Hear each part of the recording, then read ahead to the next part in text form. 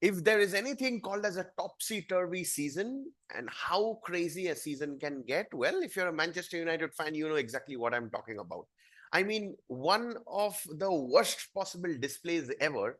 If we just look into the table right now, Manchester United are surprisingly sixth, which means they are just on points difference. They are merged with Chelsea, and they are still in the top five. That's all apparently that's needed to get Champions League football next season.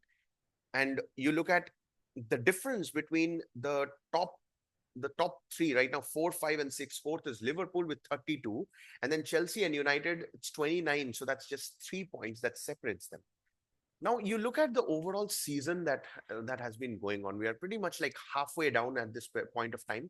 36 games, we know 18 games are done, one more game to go. But as a Manchester United fan, especially when you know that they've been playing once in a week itself, you just have to be absolutely disappointed. I mean, what the f is going on with Manchester United right now? It's absolutely shambolic. Of course, Patrick Dorgu hit his first Manchester United goal in the recent win against Newcastle, which definitely was not supposed to be a win. 32% of possession. I mean, crossbars hit both the occasions, and we know second half full-fledged diarrheic potty being done by Manchester United, and that is something as a fan.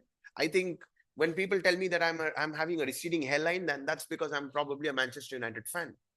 I mean, we come from a place where we've won the Premier League title more than any other club in the history of the competition, other than Liverpool. And then suddenly, what, for the last, it's already been 12, 13 years since we last won the title. And the fact that Ruben Amorim only decided right now to go into a back four, it just goes to show the absolute ego or a complete mess that he thinks of this particular club. And whether he was the right appointment or not, well, there are a lot of question marks to be asked for as a Manchester United fan. Now we'll just go through the last couple of matches that they've had, and that itself will show us like why is it so important that I'm kind of venting out all these things. See, Aston Villa 2-1. I mean, Aston Villa are high flying. You know, Unai Emery is doing a very, very good job. Even though they have European football locked and loaded, yet they are right now third. Can you believe it? After Arsenal, whom I definitely feel they're going to be perennial bottlers and they're going to bottle the entire league title to Manchester City. Definitely, that's definitely going to happen. But Aston Villa at number three doesn't make any sense. Of course, they lost against them. The horrible 4-4 thriller. I mean, people are talking about, oh, that's the best game that United have played. Seriously?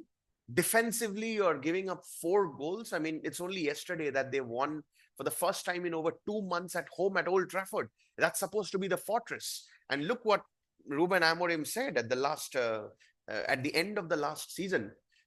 If I told you that this was a rough season, I want you to know the upcoming season is going to be a good season.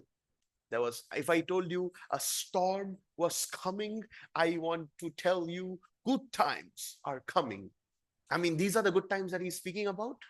It's crazy. And just because now we don't have Brian Mbuemo or Nusar Majraoui or even Ahmad, well, Mbuemo and Ahmad has been the best players of United this season.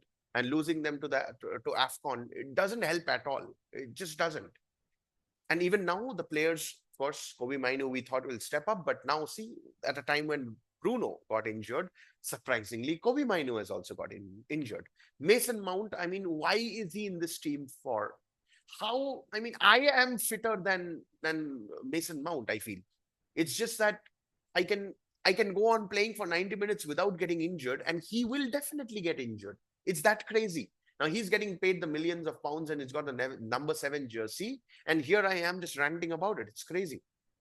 So that's 4-4. And then, of course, they somehow won against Wolves, which was a crazy one. 1-1 draw against West Ham, again at home, complete draw, should have completely avoided. What was that loss against Everton? Oh my God. They had one player down. They were playing against 10 men for 78 minutes and they can't even get through a goal. How crazy is that? Losing at home against Everton. Crystal Palace, they won the game somehow. Tottenham, again, a 2-2 draw. I mean, we should have expected them to win. Nottingham Forest, the same thing. It was really, really not up to the mark. So far, I think the month of November leading up to December right now, United not really a very, very good thing that they would have expected. Now, let's look at the run of games. And by the way, are you able to understand the kind of skepticism and the what's that called? There's a very famous word related to Jose Mourinho, pragmatism. Yes, slowly, yet another Portuguese bringing that same nonsense in this club as well. Are you able to sense that? So let's look at the upcoming set of games that's coming in. So we've got in Wednesday, they are playing late against Wolves. So that's a game that you would expect them to win Leeds United. So that's on 4th of January on the Sunday, expected to win. And then you got Burnley. I think that's yeah. So they got Burnley again away from home. Leeds and Burnley is away from home. So that's on 8th. And then they have the FA Cup game against Brighton, third round on Sunday, which is the 11th. And they've got, again, next are the big games. They've got a game against the Manchester Derby on 17th, Arsenal 25th. Again, they've got quite a bit of gaps as well, almost a week gap, so they can prepare well. Fulham expected to win Tottenham. So pretty much, I feel by the time February runs in, February 7th, Rose Day is when they will be playing against Tottenham at home. We should get a clearer bit of idea on how the league table looks like. And if it's one of the easiest seasons that you can expect, you're just playing one game per week. But even then, if these are the kind of excuses that Ruben Amorim is coming forward, I think as a Manchester United fan, I might as well start shifting alliances. And from next season, we start supporting a different team. Unfortunately, Susmit and I, none of us have been able to do that. I mean, we are Manchester United and we have to remain Manchester United. So what can we do? We can just continue ranting about them with the idiotic ways in which they are playing. I mean, give me a console right now. Let me control the players with my console, and I will show you how to create a good setup and play a good team, which at least goes for top 4, if not fights for the title. That's what Sushmit and I have been doing all across FIFA. Now I know it's easier said than done when you manage an actual football team versus what's going on. But seriously, I mean, there are so many better teams, so many worse players paid far less, and then they're doing such great job. Why can't it be Manchester United?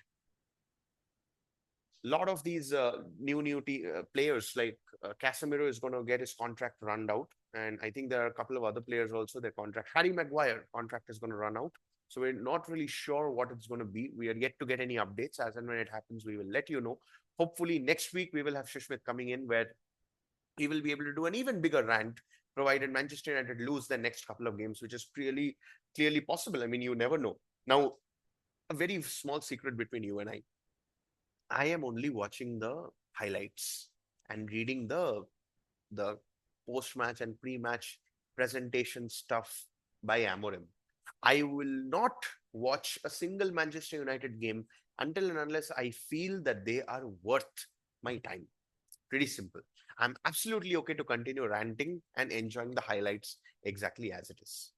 With the football FIFA World Cup coming in the upcoming year, it's going to be a crazy ass year for the sport fans. And all we can expect is that we're going to have a lot of fun, provided you are not a Manchester United fan.